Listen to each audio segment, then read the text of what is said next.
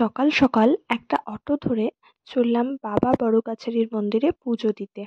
তোমরা অনেকেই হয়তো জানো এই মন্দিরের কথা, বিশেষ করে যারা সাউথ সেকশনে থাকে।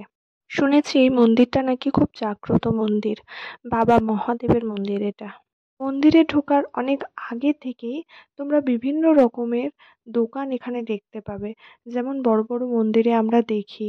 এই এত দোকান দেখে নিশ্চয়ই তোমরা ভাবছো মন্দিরটা খুব বড় হবে, কিন্তু মজার ব্যাপার এটাই, মন্দিরটা ভীষণই সাদামাটা, ছোট্ট একটা মন্দির। একটা বটগাছের নিচে ছোট্ট একটা মন্দিরের মধ্যে এখানে বাবা মহাদেব বিরাজমান। প্রতিদিনই হাজার হাজার ভক্তদের ভিড় হয় এই মন্দিরে। মন্দিরে ঢুকতেই বাঁদিকে তোমরা এই ঘাটটা দেখতে পাবে, আর এখান থেকেই সমস্ত ভক্তেরা জল নিয়ে বাবা মহাদেবের মাথায় জল ঢালেন।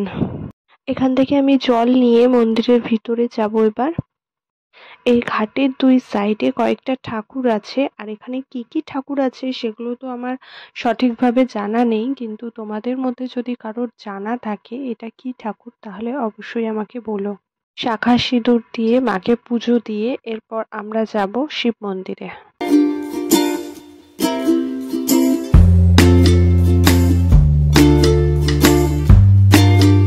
এবার তোমাদেরকে দেখাই বাবা মহাদেবের সেই মন্দির, যার জন্য প্রতিটা দিন অসংখ্য মানুষের ভিড় জমে এখানে।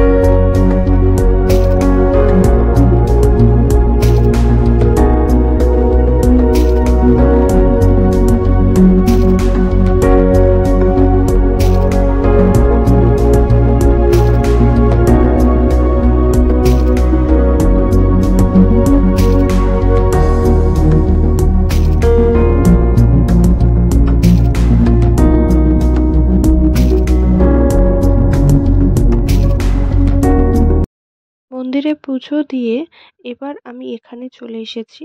আমার মন্দিরের জন্য 3টে ঠাকুর নেওয়ার ছিল, যেটা আমি এখানে নিয়ে নিয়েছি। এখানে নিলাম মা দুর্গাকে, আর তার আগে সরস্বতী আর নারায়ণ ঠাকুর নিয়েছি, যেটা তোমাদেরকে আগেই শেয়ার করেছি। এখানে আমার কমপ্লিট হয়ে গেল ঠাকুর নেওয়া।